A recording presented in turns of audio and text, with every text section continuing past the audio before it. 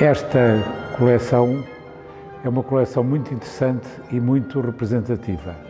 Feita entre os anos 70 e os anos 80, reúne obras notáveis de pintores muitíssimo importantes na história da arte portuguesa do século XX.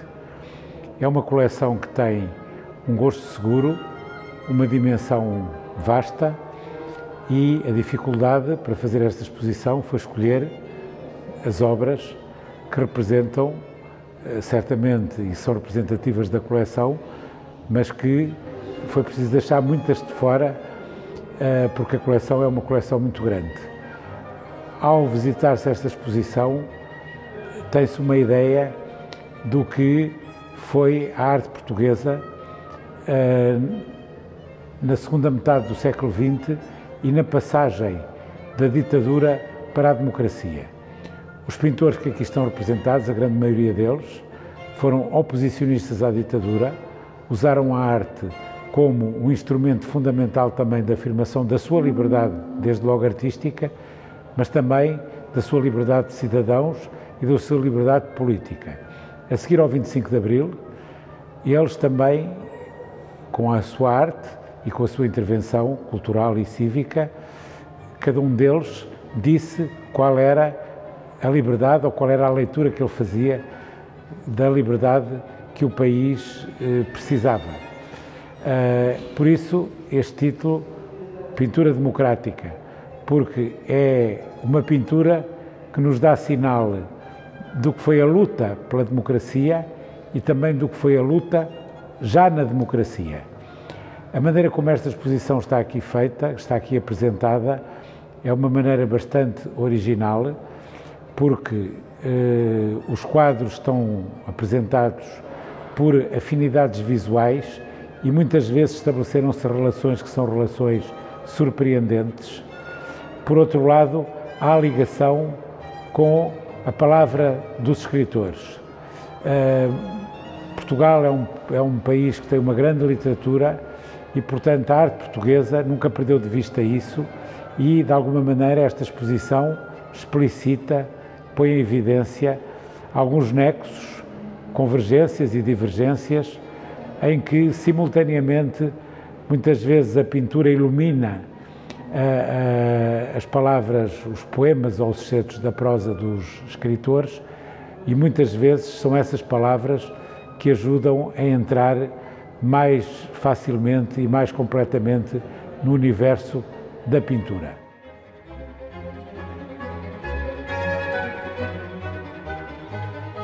Breve o inverno virá, com sua branca nudez, vestir os campos. As lareiras serão as nossas pátrias. Este quadro da Vieira da Silva, que tem uma casa ou que tem uma pessoa escondida, parece perfeito para começar este jogo.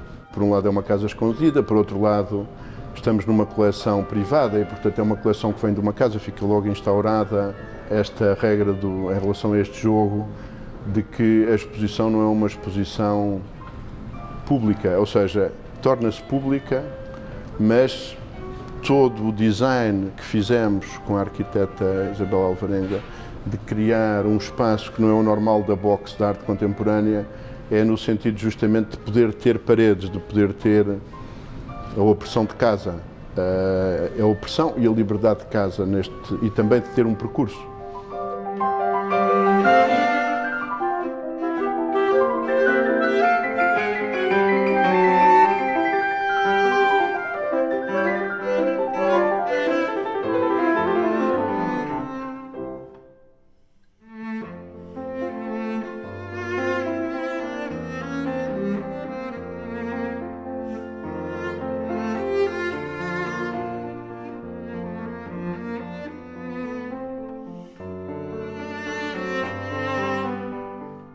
De algum modo, a exposição também é uma homenagem à Luísa Pedroso de Lima.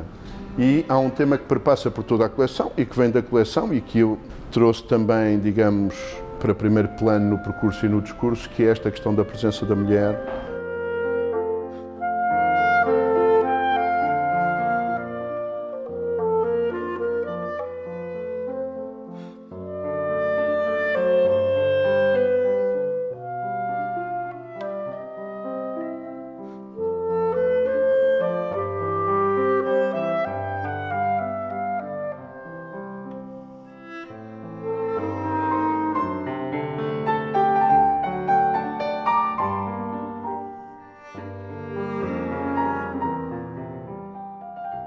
Ela sabe que os pintores, os escritores e quem morre não gosta da realidade.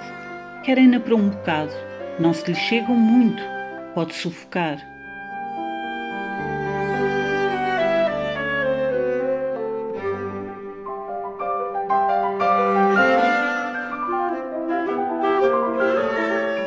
Continuamos no tema do desejo e do preto e branco aqui no início.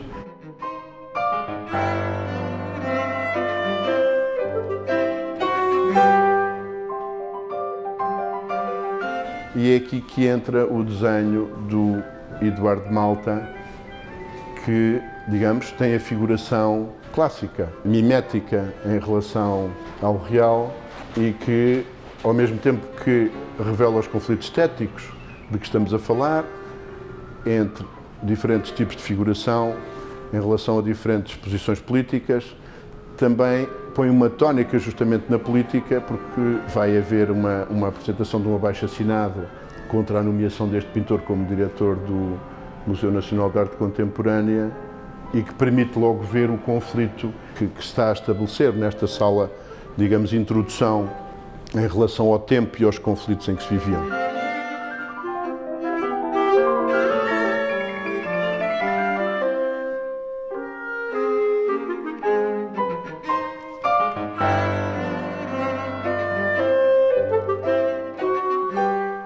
Claro que o Eduardo Batarda responde logo com ironia e, portanto, a ideia de pôr os quadros uns em frente aos outros, com os textos e muitas vezes síncronos uns com os outros, é justamente a ideia de poder haver diálogos que o visitante pode ir criando ao ler os quadros.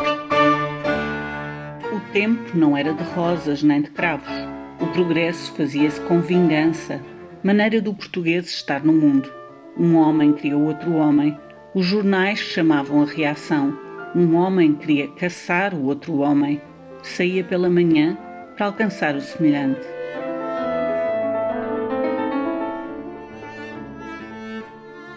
Estou avançando em território proibido. Cada palavra passa afasta-me do meu silêncio, desses segredos contornados. Medo de dar de caras com as vísceras, topar o que de mim jaz vivo ou morto. Quem sabe se descobrir-me ao fim de contas morto mesmo e incapaz, então, do fingimento em que teria acordado todas as manhãs, cuidando-me vivíssimo.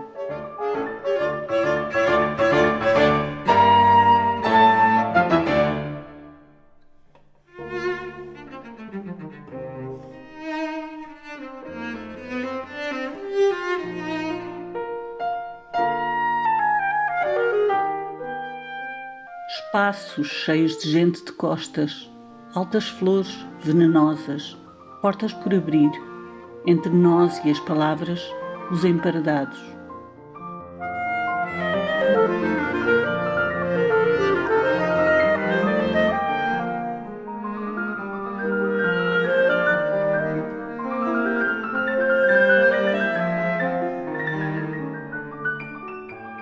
E o quarto alagado pelos espelhos dentro.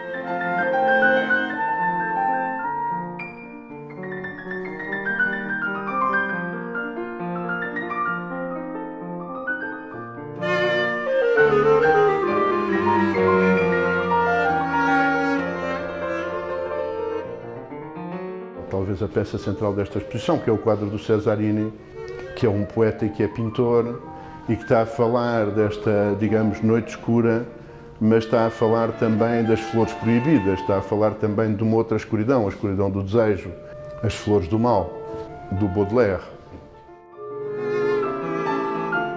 O dia corria no dia seguinte.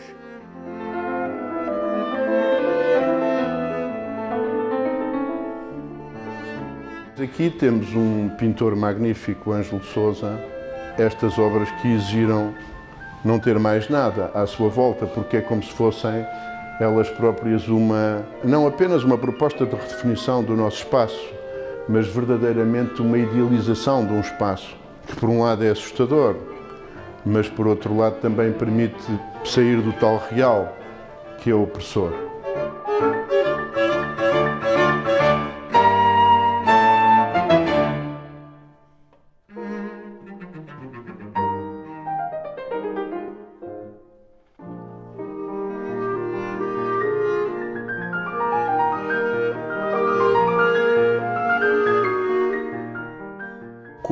Gauguin temos esta proposta única deste artista que parece fazer quadros como Mantegna, com a dureza e a materialidade quase escultural do mundo, mas vazio de gente, sem gente. Localizar na frágil espessura do tempo que a linguagem pôs em vibração o ponto morto, onde a velocidade se fratura, e aí determinar com exatidão o foco do silêncio.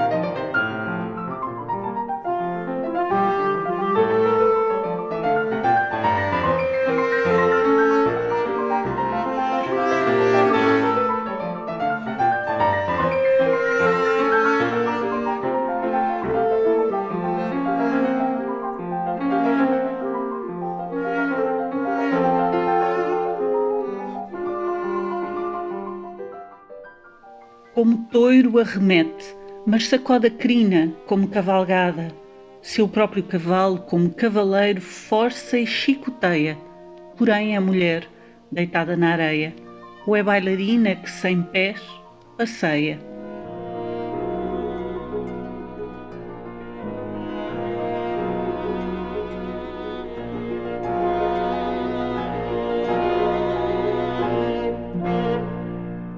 É como se a pintura fosse ganhando a própria figuração e o que fica é, por exemplo aqui, e o que fica é já as formas na cor e na luz, com um prazer infinito para o olhar.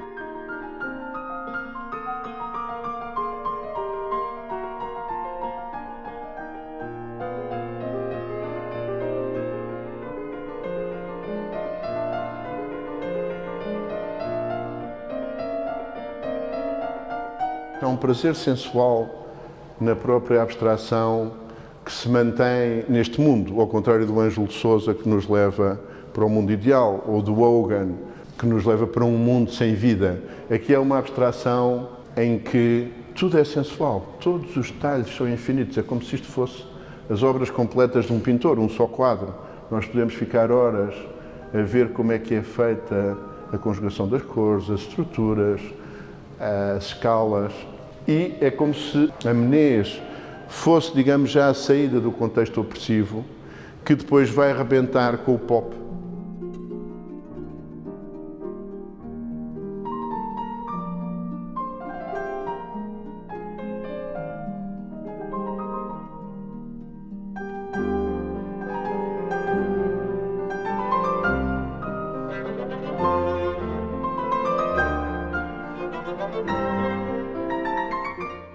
Neste espaço, a si próprio, condenado.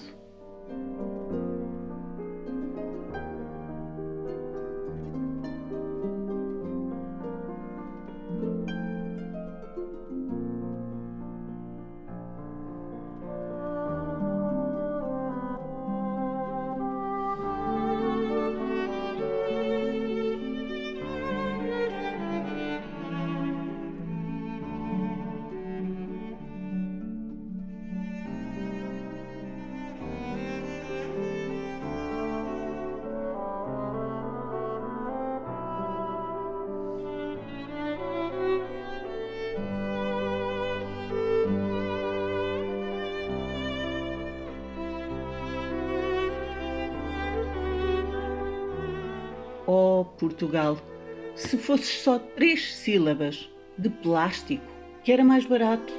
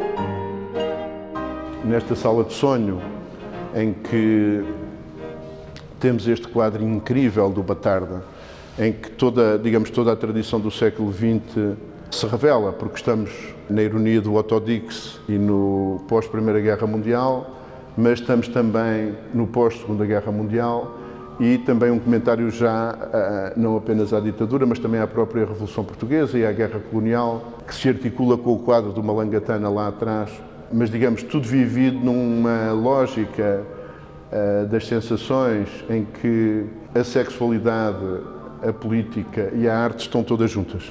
E estão todas juntas em explosão, em fragmentação. E também, claro, a coisa japonesa do Okuzai, mas também o concreto, o semen da banana, do sexo, tudo numa espécie de provocação absolutamente selvagem.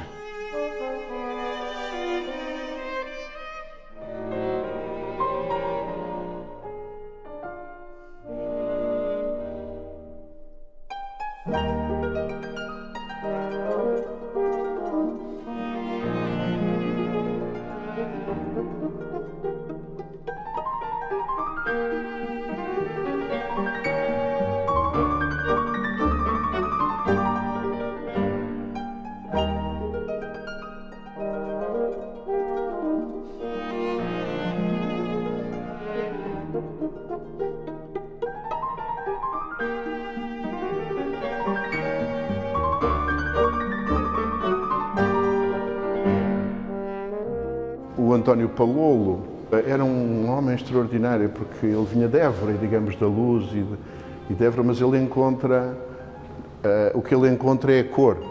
Não sei se é por ouvir para Lisboa, e todas estas ideias já de que o mundo, entre o pop, mas também o comentário ecológico, estão antes do tempo, estamos em 1970, e ele já está a ver o mundo como uma fábrica. Há um desenho do Boys extraordinário, que também mostra o mundo como fábrica, mas aqui ainda ligado a um momento utópico em que seria possível o equilíbrio de todas as tensões e que depois sabemos que não foi possível, mas a vida é feita destes momentos de esperança.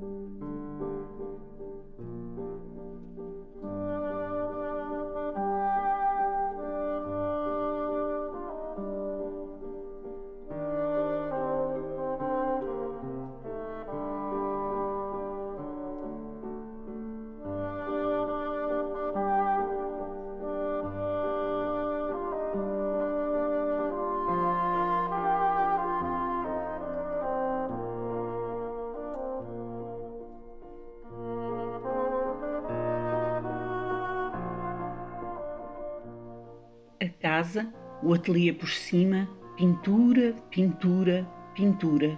O que vi entrou-me pelas pupilas dentro em explosões sucessivas. Voltei-me para eles, disse ao Júlio, que escrevia.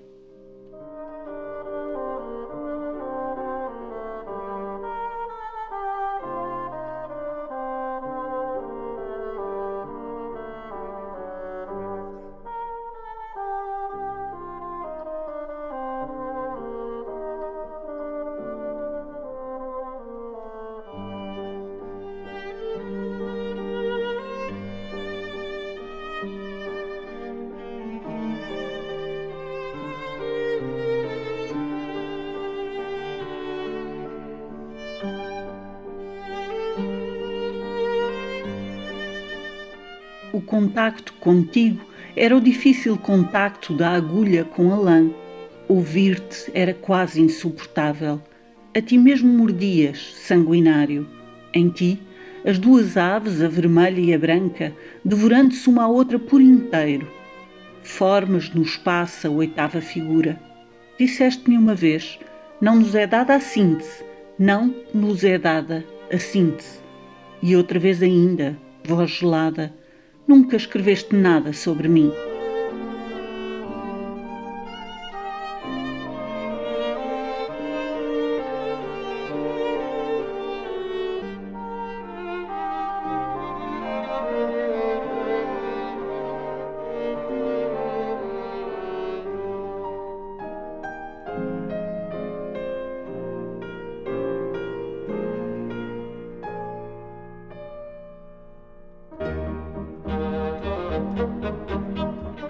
Cá, onde o mar acaba e a terra principia.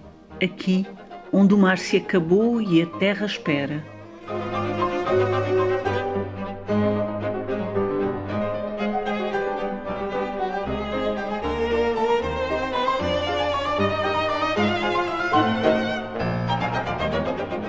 E aqui vamos para o espaço poético do Costa Pinheiro sobre o Pessoa, que também tem este lado BD, mas ao mesmo tempo realmente recria a poética do Pessoa e não apenas a reproduz.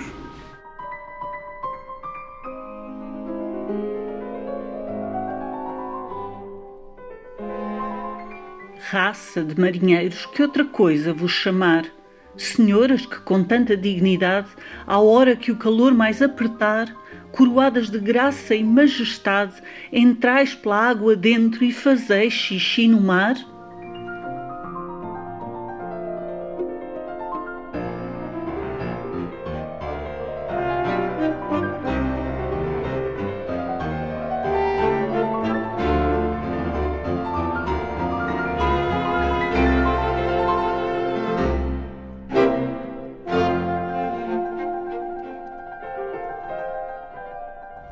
E chegamos aqui à Paula Rego e a toda uma figuração do que é monstruoso, mas também do que está ligado à tradição popular portuguesa, à infância.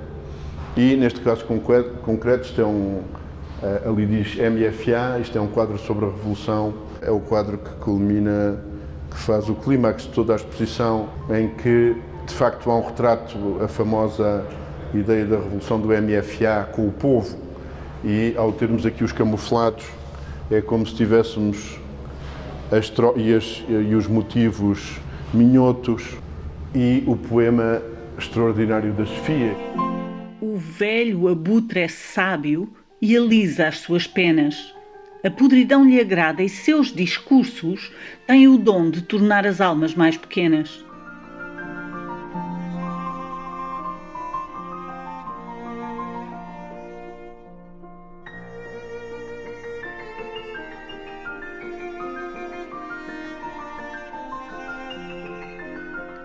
Mandaram dizer-nos ao quarto que havia uma revolução em Lisboa.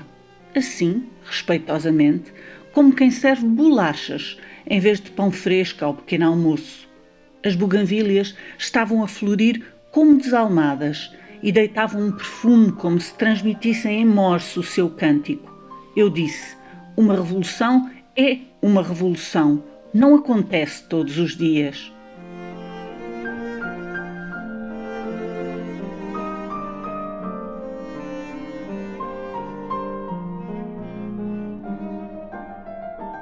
É como se a exposição, que começa com as mulheres e que vai passando pelas mulheres também por causa da Menez, terminasse aqui, entrando neste território da Paula Rego e também, digamos, com esta sala feminista em que há a citação das novas cartas portuguesas. Putas ou lésbicas, tanto nos faz que nos nomeiem, desde que se lute e não se perca. Chegou a hora de dizer basta e formarmos um bloco com os nossos corpos.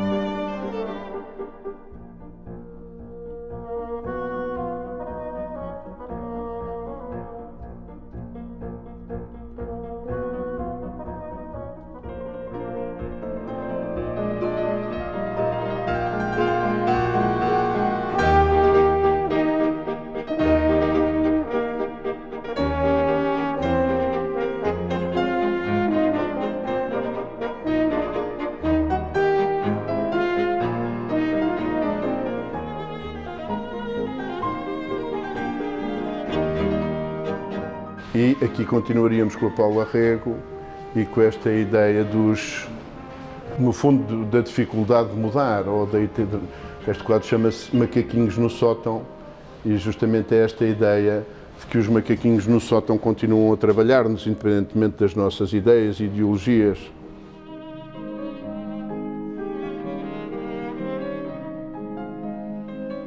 O corpo não espera, não, por nós ou pelo amor. Este pousar de mãos, tão reticente e que interroga a sós a tépida secura acetinada, a que palpita por adivinhada em solitários movimentos vãos. Este pousar em que não estamos nós, mas uma sede, uma memória, tudo o que sabemos de tocar desnudo, o corpo que não espera, este pousar que não conhece, nada vê nem nada, ousa temer no seu temor agudo. Tem tanta pressa o corpo, e já passou, quando um de nós, ou quando o amor chegou.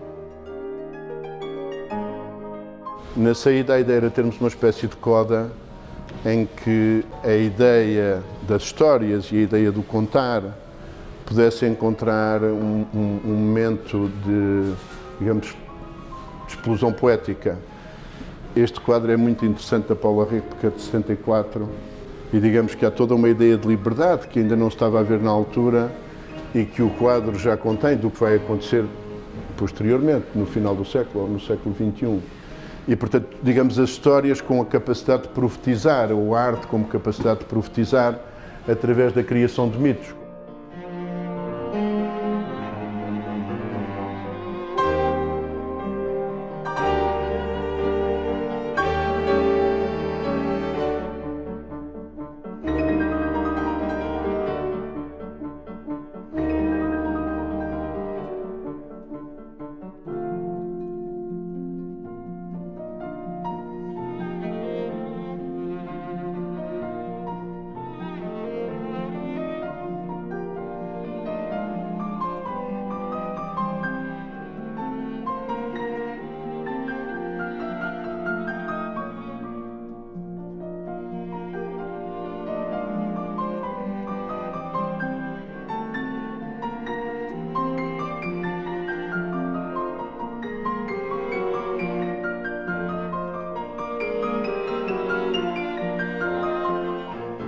O Minotauro compreender-me-á, tomará café comigo, enquanto o sol serenamente desce sobre o mar e as sombras cheias de ninfas e de efebos desempregados se cerrarão dulcíssimas nas chávenas, como o açúcar que mexeremos com o dedo sujo de investigar as origens da vida.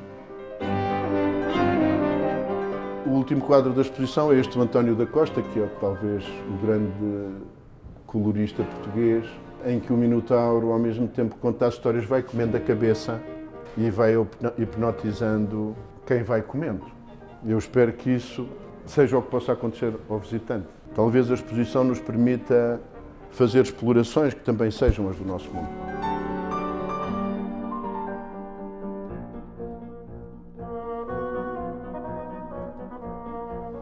Um fumo que sobe durante a noite sobre os mapas, enrolados na parede despida. Há tanto nos esquecemos de os desdobrar, de por eles chegar aos confins do nosso mundo, e já estamos a desaparecer.